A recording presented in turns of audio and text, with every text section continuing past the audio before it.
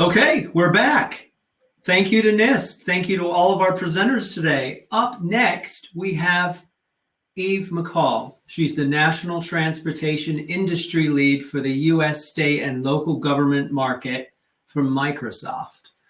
And she's going to talk to us a little bit more about digital twins as a business enabler and an opportunity to build digital trust and design for the rail sector.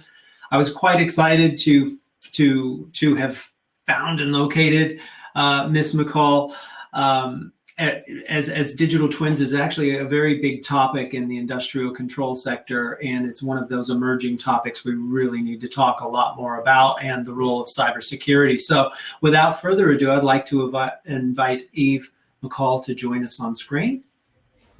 Hello, Eve. Welcome. Thank you. Appreciate the opportunity to be here. It's very exciting. It's awesome to have you, and I can't wait to hear about your digital twins perspective here as a business enabler and the cybersecurity aspects. So without further ado, we have 30 minutes, and then we'll have 10 minutes of Q&A in the sessions room with Eve at the end. And I'll hand the stage over to you. Thanks, Eve. Thank you so much. I appreciate it. I have a lot of content to cover. I'm happy to share out this content, at the end of the presentation. Through Cyber Senate, and also follow me on LinkedIn. So thank you again for the opportunity to be here. I represent the U.S. state and local government transportation industry. So as we get started here, technology is transforming all industries, and the rail industry is no exception. The big data and open data. We can significantly enhance our citizen engagement, our traveler engagement by leveraging analytics, machine learning, and artificial intelligence. We can bring greater wisdom into the analysis and service delivery. Cloud compute obviously provides tremendous amount of power to enable these flexible services. I'm going to spend a fair amount of time talking about IoT, edge, and digital twins, because this is an opportunity, again, to connect our infrastructures, to better regulate traffic, make emergency systems more efficient, reduce response times for emergency. And so there's also, of course, a customer experience or traveler experience component as well with paperless tickets. We have RFID interfaces. There's lots of opportunities to leverage technology in transforming our industry experience. And of course, 5G is another modern buzzword today. We're hearing all about this, and it enables, again, more data capture and consumption through low latency and highly scalable connectivity. So these are some of the components that we need to consider. And how is that impacting the digital evolution for rail? So Eric presented about a year ago, some of these topics around leveraging, as I mentioned, technology to improve the passenger interaction, leveraging assets to provide real-time data awareness, diagnostic issues, and ultimately get preventive and even predictive maintenance. Virtual reality, mixed reality as a technology capability to permit immersive inspections, as an example. Microsoft is working with a partner to leverage capturing images through drone technology and then applying that on a reality mesh and being able to provide that interactive, immersive, remote experience. Mirroring reality, we'll talk a little bit about digital twin. Digital twin is simply the digital representation of the physical world. This can mean a lot of different things. There is a maturity curve on interpreting that, but being able to integrate all of these different aspects in a digital twin, where you can experiment and optimize operations digitally and then push that back to the physical space is something that's really important, and it's an emerging capability. There's new partnerships across all of the ecosystem. A number of the sponsors available, at this conference, as an example, we had this opportunity to really leverage technology in a multitude of ways to optimize the ecosystem. Ultimately, one of the biggest challenges, though, is going to be integrating all of these different systems. The data is siloed, the equipment is siloed, and how do you secure all of those remains a continued challenge. And then ultimately, we want to make sure that this results in increasing resilience, that the railway itself remains resilient as a critical infrastructure. So as I've mentioned, the intelligent rail is a system of systems. It's evolved. Ultimately, it's been adopting one system at a time. So, frequently we've had assets operating in isolation from each other. Connecting these assets and people provides an enhanced capability. And then ultimately, we really want to drive towards intelligent connected transportation systems. So how do we enable that? What are some examples of these system of systems? You might want to have, as an example, I'll use a transportation example of a single unconnected asset, such as a train on the left side of this diagram. And then it gets a simple connection perhaps to the technician in charge of maintenance. And then it becomes more connected with a mobile app that can unlock the train from a remote location. And then it starts to get connected to data from surrounding infrastructure, such as traffic centers, and then ultimately maybe public safety services and even social events information, such as, at the end of a sporting event.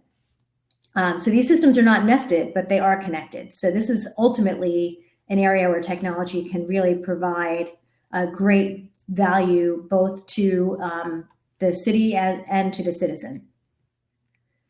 Some of the different examples of outcomes are listed on this very busy slide, but the point here is that they have dependencies on each other. None of these lives in a vacuum. If you want to optimize wayfinding for a traveler, on what's the best train station to attend, as an example, to minimize traffic or to optimize throughput. We want to make sure that we can provide all of the surrounding information to really create these interdependent outcomes. So again, I think I've mentioned some of these high impact areas. Predictive maintenance is an obvious one that we spend a lot of time talking about, that provides an opportunity with sensor IoT data as well as historical data. How do we optimize network and capacity? I was kind of thinking about this in the scenario I was just describing around utilization and reliability, but then how do we ultimately serve that information up to the travelers so they can make the appropriate decision? Dynamic pricing analytics and revenue optimization. Again, there's a way of funding for those anomalies or those optimizations. How do we do this from a fleet optimization as well, from controlling our own costs? And then last, customer analytics. And again, you can see how all of these different use cases and scenarios are intertwined.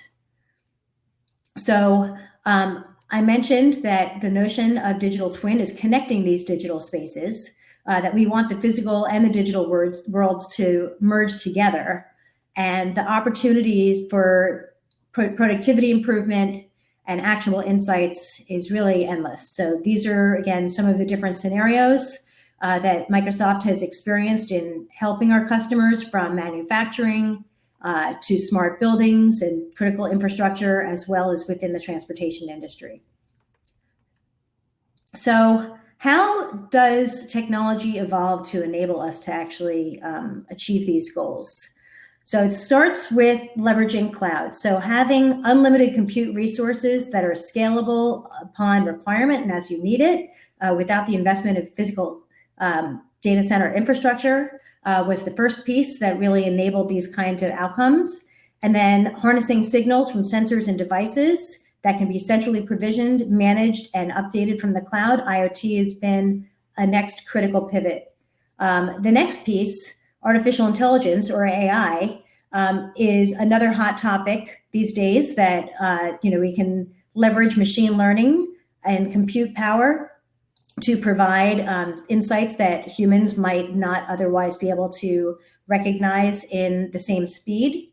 And then ultimately now this intelligent edge creates the opportunities to offload the intelligence from the cloud to IoT devices. Because again, some of these devices might only have intermittent connectivity, but they still function with greater intelligence and capability. And we need to be able to reduce the latency and bandwidth costs and optimize how we still can get that data at the edge.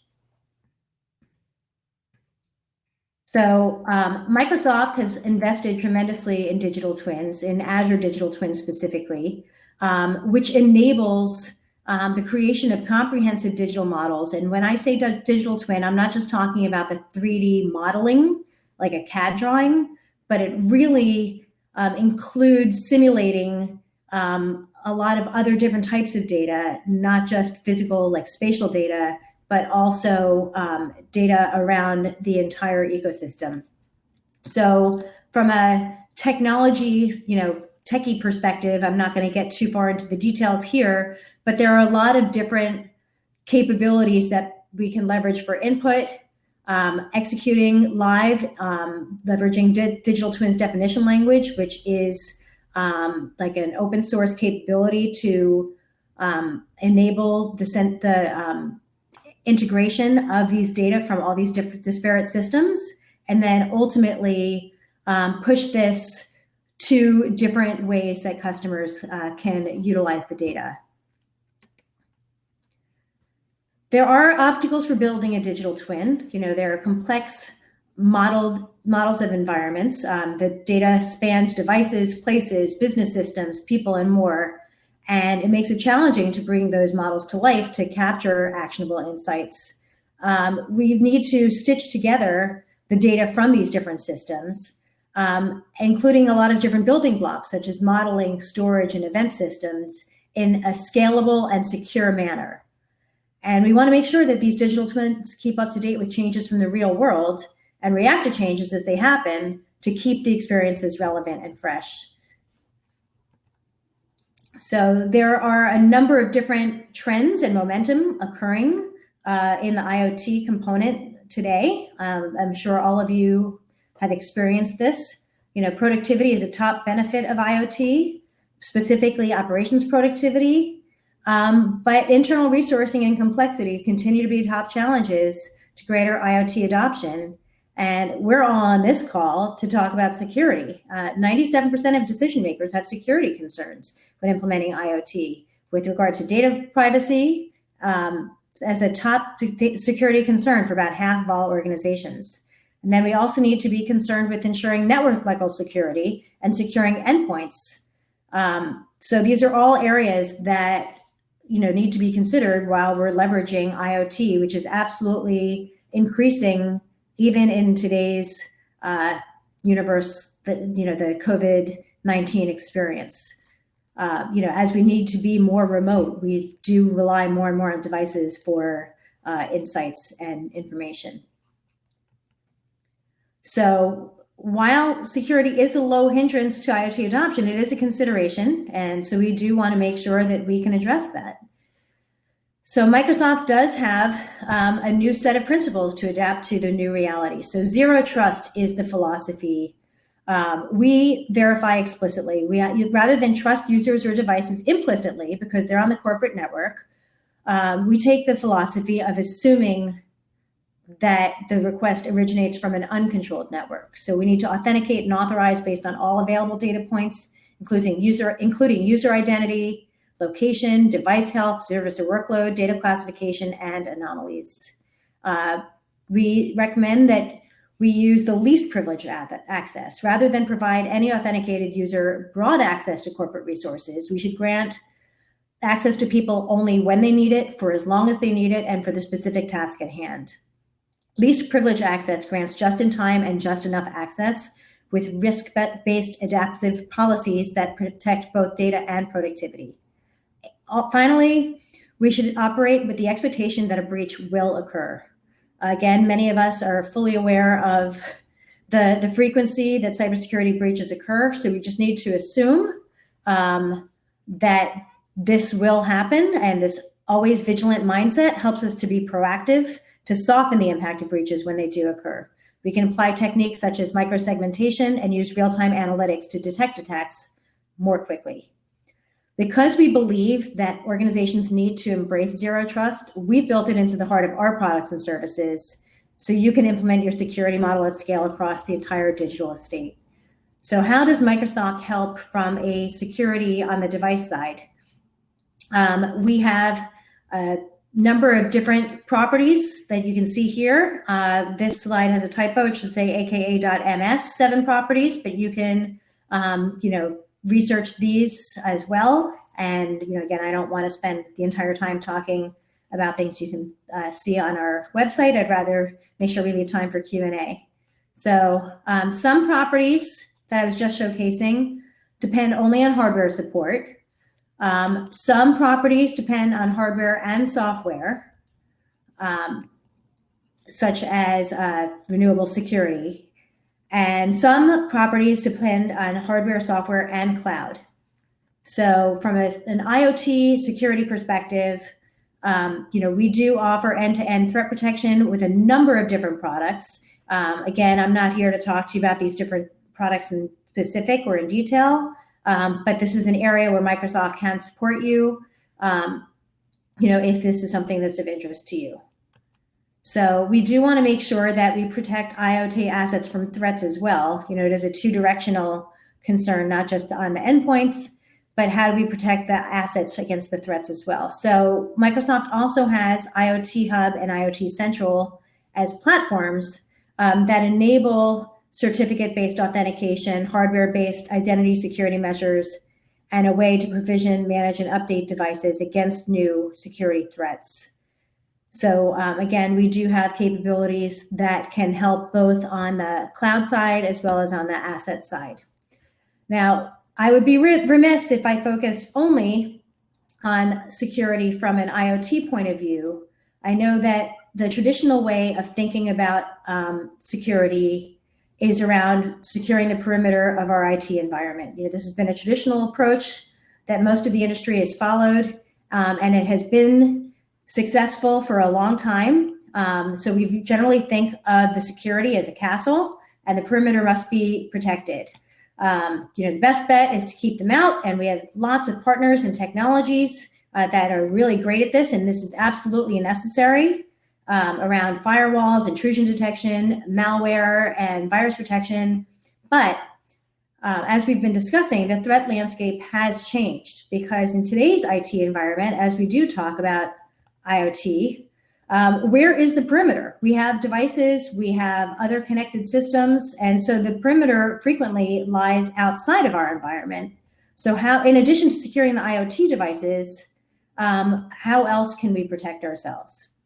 So identity is the new security perimeter that Microsoft sees. So I mentioned that there are numerous security breaches that occur globally with frequent basis, and Microsoft frequently is called upon to help remediate these breaches because the new perimeter is around identity management. So, how do we ensure that we protect our systems? We mentioned that we wanted to provide the least level of access required. We need to make sure that each individual that connects to our system has the right permissions in order to connect to our systems. 94% of the successful breaches by advanced attackers have been due to some sort of compromise of their identity credential.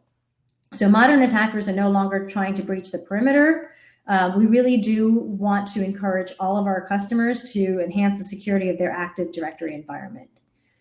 So here are some details around the different types of attacks and the different types of defenses that need to be considered. So again, we have stories all the time that, one of my colleagues who is a cybersecurity architect tells the story that he received a LinkedIn suggestion for a job, written from an email address of a friend of his. It sounded even like the friend. Hey, I think that you might want to check out this job. And he, fell fell to the same kind of phishing scam that many of our users do. And of course, with the role that he has, his computer automatically lit up with defenses and recognized the potential breach here. But how many of us click into something like that unknowingly, download malware? Next thing we do is we call our IT department, and now the bad actor is worming their way through various types of credentials and passwords and permissions. So how do we help support this sort of risk with the security posture? What we recommend is that we protect across all endpoints from the sensors to the data center. We detect using targeted signals, behavioral monitoring, machine learning, and then we respond promptly. So we have various technologies, advanced features of Windows, Office 365, Azure, and extended applications do provide that sort of awareness. Detection systems that include focused AD credential compromise detection and targeted malware. And then that response plan that ensures the IT team has a formal plan and tactics to respond when a compromise is detected.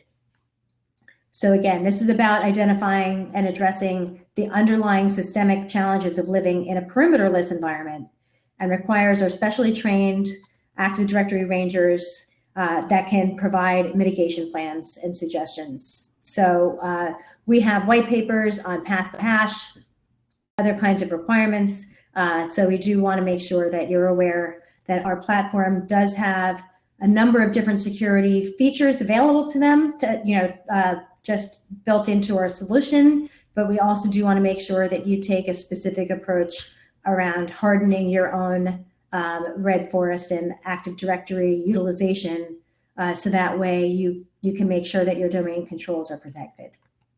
So our recommendation from an identity-based security approach is to build the foundation with a secure platform at the very base, and then recognize the different types of attack defenses and ways that you can mitigate that. So I actually did talk a little bit faster than I anticipated. I do very much appreciate the attention. I realize that I am the last speaker between your workday and your free time. So I appreciate your attention and look forward to your feedback. Thank you so much.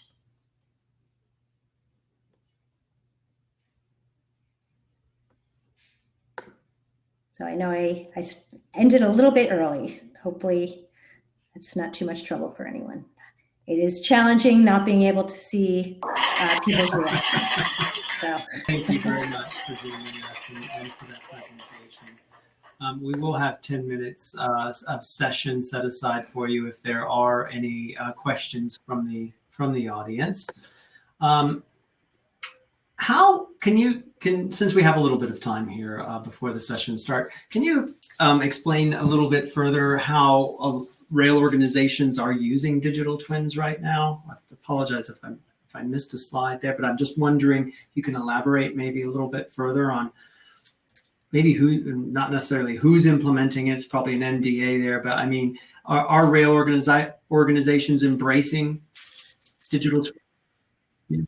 Absolutely. So there does tend to be a spectrum of maturity around the definition of digital twin. There are some organizations that can simplify to the point of a business intelligence report or dashboard, and being able to say that, being able to translate rows and columns of Excel spreadsheets into a dashboard and a report is a digital representation of physical data. I would say that's on the least mature end of the spectrum. And then it proceeds through rendering 2D, 3D CAD modeling and seeing a digital capability from that point of view. But then ultimately, what we're really recognizing is the data across so many disparate systems. I'll use, rolling stock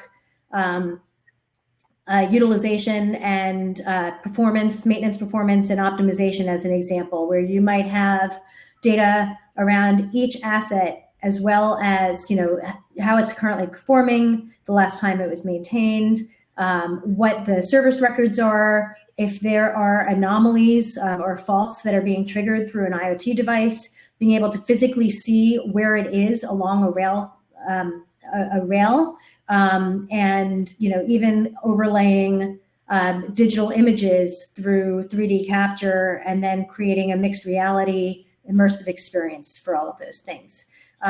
In fact, Azure Digital Twin, we recently launched a video because it is now available for anyone to play with around the scenario of supply chain logistics. So imagine that there are numerous factories across the globe that are providing supplies to, to a store, and there is one machine on one line that creates a fault that damages goods. You can actually, through time series, drill back what happened when, and being able to really recognize problems as they happen or right after they've happened. And then you can take physical control digitally, take a factory offline. So it is that data push and pull back and forth. So there are numerous scenarios, including in the rail space, both for freight and for human rail scenarios. And again, I'm happy to share some of those in further detail offline. Fantastic. And so we're literally we can model infrastructure as well, right? Because that's the first thing I think of when I think of a digital twin. I'm thinking rolling stock, or I'm thinking of a factory, not necessarily of the data. But I have spoke to rail operators here in the United Kingdom that are using digital twins, and I don't know, to what extent that is. But it's really interesting. And also, are Microsoft's cybersecurity solutions built into these digital twin offerings, or is the company partnering with select services to fulfill different needs along the chain? So I will say yes to both. So Microsoft, from an IoT device perspective, we have some of these different solutions that can help support IoT security. We're not we're not in the hardware business overarching. So we do absolutely leverage our industry partners because, again, Microsoft is a data and technology company, not so much an industry product company. So we are very immersed in our partner ecosystem. That said, Azure Digital Twin, being built on the Azure cloud, also inherits the cybersecurity priorities that Microsoft places in all of our products. Is there any patching element to a digital twin? So, I would say that there would be. Again, I will confess to not being a technical architect and don't want to get myself too off into the deep end there. But from a cloud perspective, when you leverage platform as a service, the cloud provider provides those patches for you. When you have customized solutions, we would want to work with those custom operators to ensure that there are no gaps, from a patch perspective. Yeah. Okay. Awesome. So the cloud, and cloud adoption is quite an interesting topic. Really, we've been running webinars on monitoring cloud, for threats, which is kind of a big deal as well. It's so much. Yeah. Yeah. So one thing that I'm curious about is the fear, uncertainty, and doubt using the phrase cloud. And this is an oversimplification, particularly for this audience, I'm sure.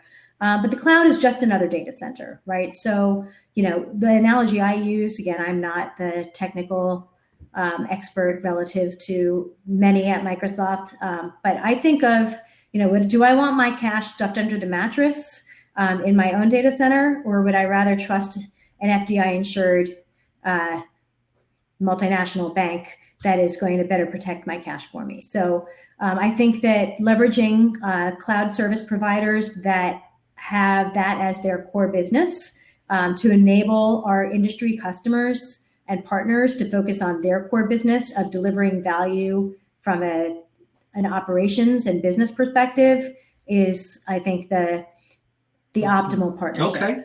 Fantastic. Well, we are out of time. So again, thank you very much, Eve. We greatly appreciate you joining us today. And we will have Q&A for the next 10 minutes over in the session. So if any of the audience want to make their way over and have a face-to-face Q&A with Eve and Microsoft, by all means, make your way now. And we'll see you over there in just a moment. Thank you very much. Thank you so much.